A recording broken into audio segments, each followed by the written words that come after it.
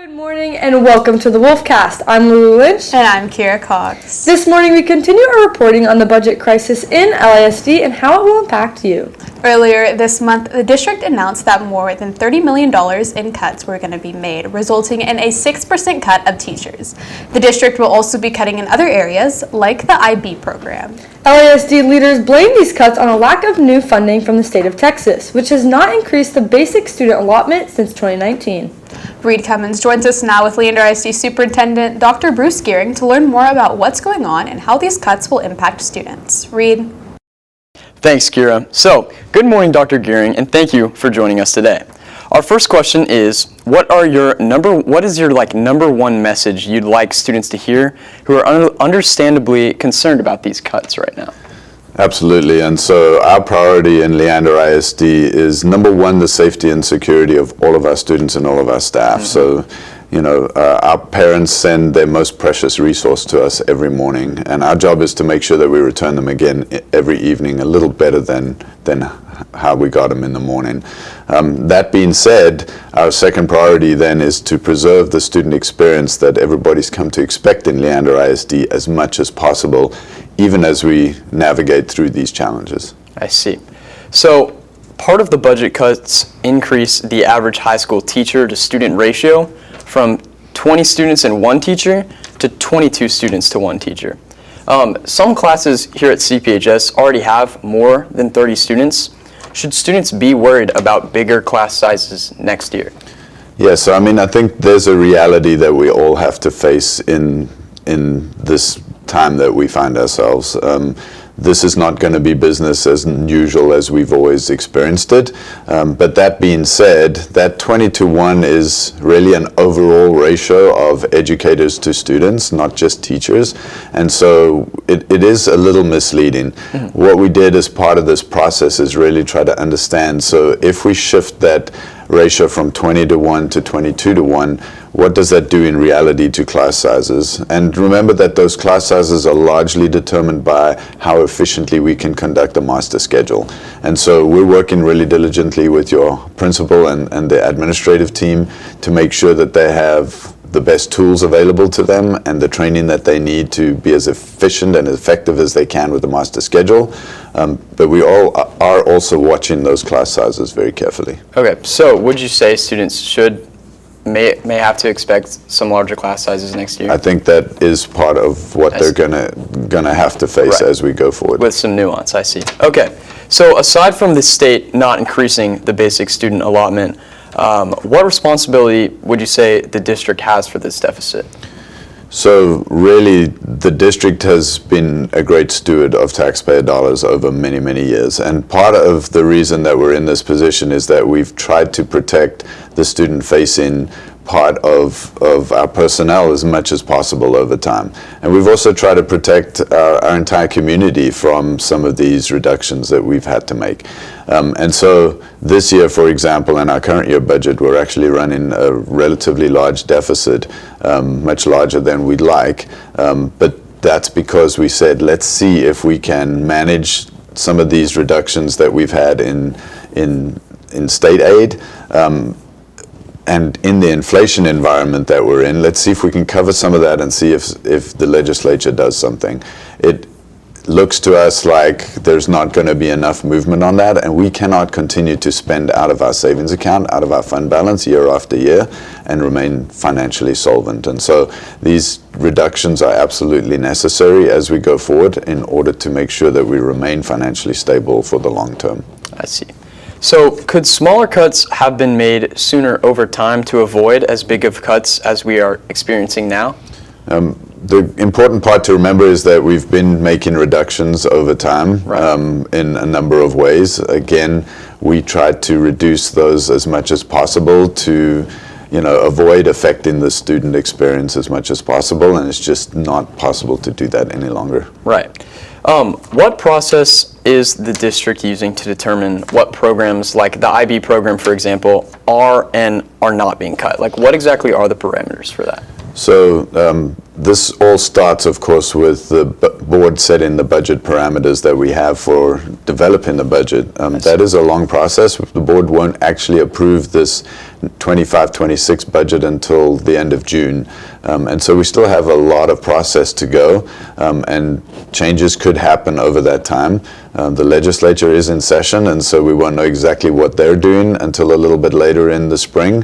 But this process has been a very collaborative one with our school leadership and our district leadership. We've gone backwards and forwards really since the late fall, examining data and really making sure that we understand the situation that we're in very well, and then starting to be as creative as possible with trying to make sure that our revenue estimates are good, that we are looking at any possible revenue increases that we can find, but then also looking at our expenditures and saying, how do we reduce these expenditures to make sure that we get inside the parameters the board has set for us. I see. So in this budgeting process, has the district considered closing down or repurposing any campuses because of the cuts? So that is almost a parallel conversation that's happening at the same time. That conversation has actually been going on for about 2 years now through the Long Range Planning Committee. I see. That work has been happening in the community with the community.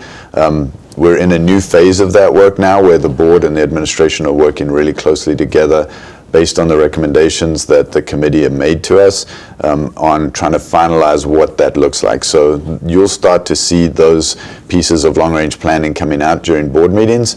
At the last board meeting, we talked about what are the space needs that the district still has, and our next process is going to be to determine what space exists in the district that could be utilized to meet those needs, and then we'll start to try to marry those two things together.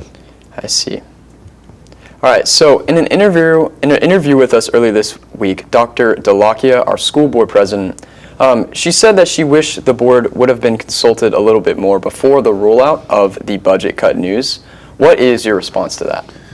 So on January 23rd, the board set budget parameters for the district to develop the 25-26 budget. Based on those parameters, we had about a $21.2 million deficit gap that we needed to close. We're about 87% of our budget in people, and so the only way for us to close that gap is to reduce the number of staff we have in the district. So we then kicked into high gear as an administration to try to figure out how were we going to meet those expenditure needs. We did meet with board members in small groups and explain to them what we were planning to do and how we were going to roll that out prior to actually making those announcements. We were under some time constraints. We wanted to get that message out as quickly and as early as possible because we need our campuses to be able to understand what their staffing allocations are so that they can adequately plan through the spring for next year in terms of hiring and making sure that we are surplusing as those positions become available, making sure that we're able to do this as much through natural attrition as possible.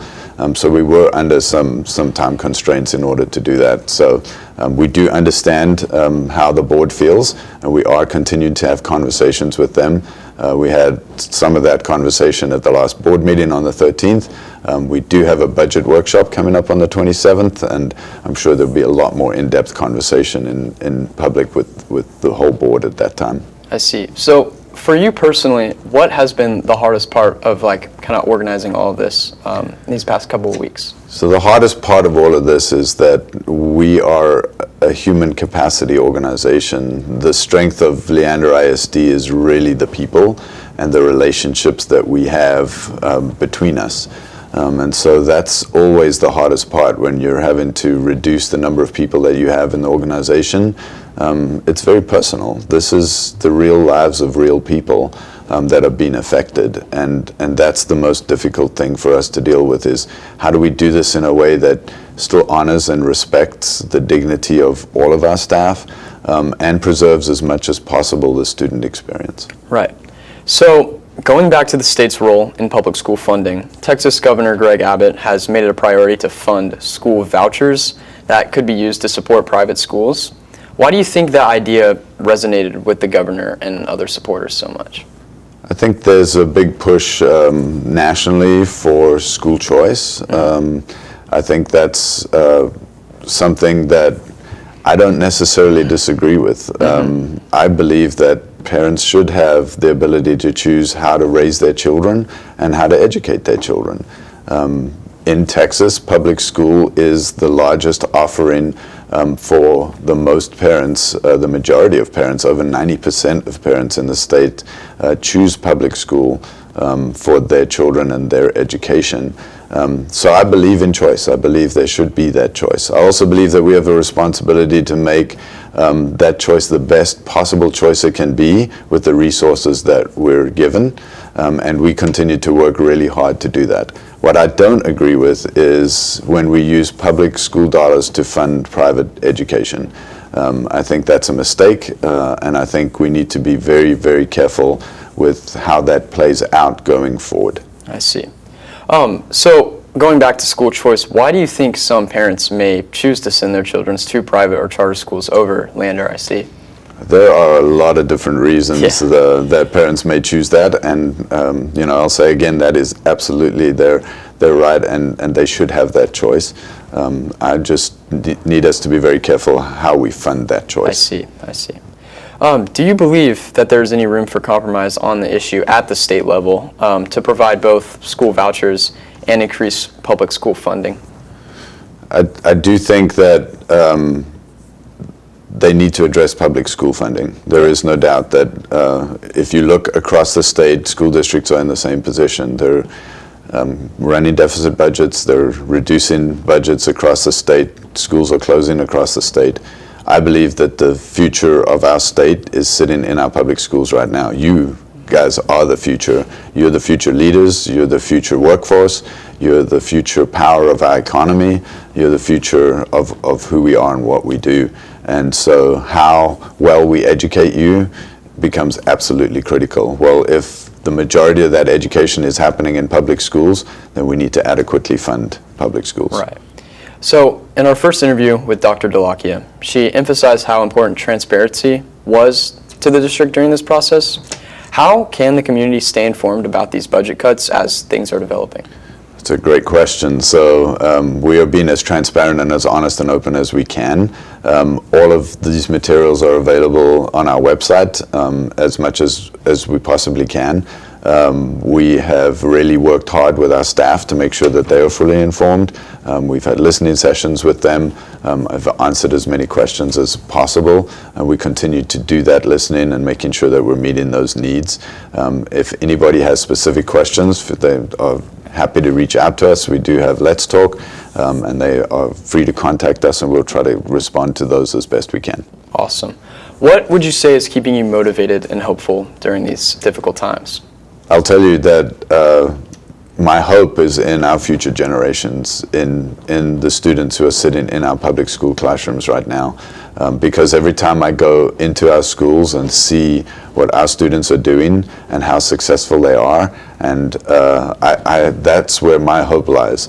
There are some big challenges coming our way, and those challenges will likely get bigger as we go forward. But the job that we do, helping our students prepare themselves for that future, whatever that holds, is what is becoming critical. Awesome.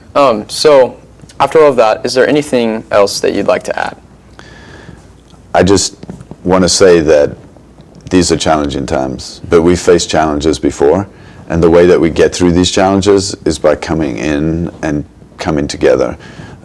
We are #1 LISD, and I know some people think that's cheesy, but we really are one family. We're one community, and when we come together, the synergy of that and those relationships is what will get us through even these difficult times. Absolutely. Thank you. Thank you again for joining us and giving some students some perspective. Back to you guys at the desk.